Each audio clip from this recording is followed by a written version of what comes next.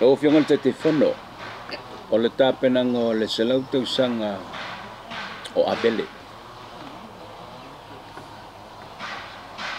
O lau kau o kua se upu. Ona whaeloa mai le lau fionga te telefono se upu stasi. It doesn't have to be easy no winga pe a.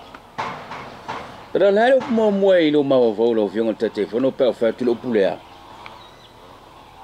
Abele. O le upu momoa o mai atea o le loto. Whawhea pe au toi whai atu le upu lea Abele. Po mawhau le upu vai eli. A whawhea pe au toi whai atu Abele. Mwhai ona ufai atu. Mwhai ona ufa anga ina le upu tausini o. No fionga te telefono. O le no fa tu Abele. E momo e fai lo mai. O le momo e ma vo le loto. Pito fa manino. Sa fa pela e fa me o se supu e fa me le loto. Ya. E ye se me ka o se loto Abele. E ia ile tari tonunga ia lo mawhana ue pe o nau to va mai tono o kolisi. Ai mai se fo o lo wa taimi lo o mai tono le nei la mua. O le langona sa tupu ai atea. Ua whaata atia e a vele se langona i lo loto. E tō matawina ai leo langa mo le anga i luma.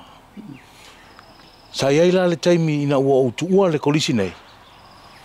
Ua manino le leile ala i le awa onga, ma le awa inga, ia matulanga e pei ona fofola mai. I le taimi foi a o tawina i tu tono le lau mua. Ia mo le sa valinga mo le lumana i ma leo langa i tau ana iai. Nga sa nga la fionga te telefono le lau mua ringi ka penga i le loko. E tele ni vaenga ta ua e mawhai ona ufa ilo iai tu tono le lau mua nei. E le ngata i le awa awina i o le amio. E le ngata i le awa awina i o le tamau a inga wha le poto salalau. Ai te le fo ilo nao ngā i le taimi i le awa awina ai o lo fo i atu i le ainga. Peo na uta ua le taimi o sola. I le taimi ua mātou tu ua i le lau mua nei. Ua umana wha ata ati ai a vele. Ia se hala mātou te ngāru rua ai, maola ai. O se fisoso ani tele le nā mō mātou. O le no te whai atu, o le upunan lua Abele, a e wha pe mai o le vai eli. Se i teu wha manino, whalau tele le mele. A tonu ele o pose lilo. I le tele o mata ngā ruanga a le malo. O le to tele i le tūlanga mawarulunga i to finga. Ia la o sa whawhai mai ai. Ia alo ma whanau se i tulou. O le kolisi nei. Ele o pofo i se lilo. Ia i le tūlanga o le palemene. Ia o le to tele o suia Amin Star. Ia e mai se foi o suia hawhai pule. Ia o tama whanau se i tulou o le kolisi nei. O lea, pei o le tūlanga na uta ua i le tūlanga o le vai eli. Ia e ona e pei o se no fuanga sa whawhanga ai leo so i fua ma le ola. Ia sa whiinu matau ma mawhai. Ia leo wa whamanu i eina. Ia pei ona iai tūlanga tau lea o onga. Ia ma tūlanga fo i tau ngā luanga. A whera pula le tausi ni ole na whanga i le no ufu. Ino uto e whai atu le upu Abele. E pei o le tasi na vaenga lau walunga o le wha moe moe. I la ua uwa ai ma lau tiro tilo. I le taimi fo isa au iai tono le aonga. Ona pau leo le tūlanga mawalunga o Abele. O se aonga e ese le fina finau. O se aonga fo i ese le tausini o i so se vaenga.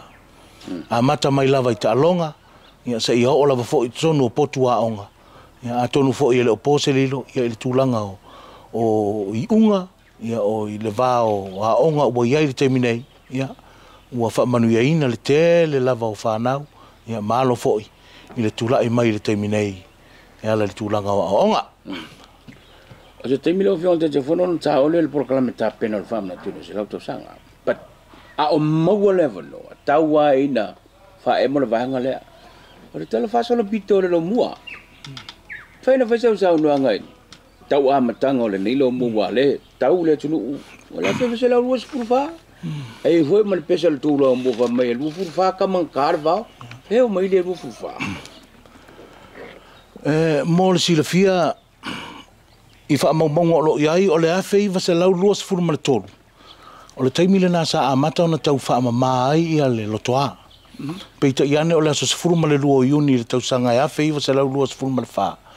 Ia o le aso le ana tala aloa ia ai ia le lau mua. O e fo isa ngā lulu e ai. Ia o ali i mai i le aonga tūlanga lua i Malifa. O e sa whaasawina mai le wha mai oti fo i lea sa i tulou i le fulu i le tausanga e afe i vasa lau se furu malu. Ia le ana mali li o le luas furu ma le lua pasene o tangata Samoa. Ia peita iane o e o nisi ia fo i sa whaasawina mai ai lea whaafita audi. Ia lea sa ngalu e ina ia le whaatula i mai o le aonga pe ona iai. I na vai teimi i le tau am teina o le sasai na la wāne o le ua manino ne ua mamaa alanga o le mesa vau matua. Wangi kala ko i inga ngā vai keimi le sasai ngā barkau whakulaga i o le au. Sa le whai ngofie. A tonu tō te tanga i fo i le lau whanua nei. Ia e lu ngā la lo le tūlanga i le tūla i mai. Ia peita ia ne. Sa iei le musua. Sa iei fo i le tinga ina. Ia o nisi fo i wasau le fia aonga. Ia pe lava o tūlanga masani o ngā luenga. Peita ia ne. Le ana o ta ua le tausini o. Ma le loto. Ia peisa ati na e ai ia ngā luenga ma le whaamama. Le o tūla i mai ai. Ia au tō wa mai alo ma whanau. Ia le ua. Pe ona iai le te minei ma le mātanga o fio le lau mua le ua iai nei. Ta fa se lau fiongol te fono le tapenanga o le pokalame o le se lau tusanga. Wā mai le whaaturanga o le pokalame. Wā mai tapenanga. Ia o le te minei. Ia le alava ua amata ona lama whaai u le tele o tapenanga. Ia le fo ua taatia mai le anga tonu le te le lava o fuafuanga. Ia mga ioinga fo ia wale wha moe mo le vai aso anga fua nei. E mo le silafia. Ia o le lava e ngā lulu e whaatasi uma ia mafutanga e pe ona iei le te minei. Pe ona iei le mafutanga i Sini i Ausitalia. O le mafutanga i Brisbane i Ausitalia. O le mafutanga mai Meleponi i Ausitalia. O le mafutanga mai Wellingtone. Mafutanga mai Aukilani. Le mafutanga mai Waikato. Ia le mafutanga mai Amerika. Ia lo iai fo i ma le mafutanga mai Naiuso i Cook Islands. Ia atoa i ma le mafutanga i Tutuila. Ia ma le mafutanga i Samoa nei. Ia le lava mātou te ngā lulu e whaatasi i le tau ama me ino le nei wha moe moe. Leo te whalonga o tia ki le tōla o lau. A leo koe holo maua whau le upu lena te ua o le loto. E pei o le nganga o le tau maua le fisosoani o le ngā luanga nei.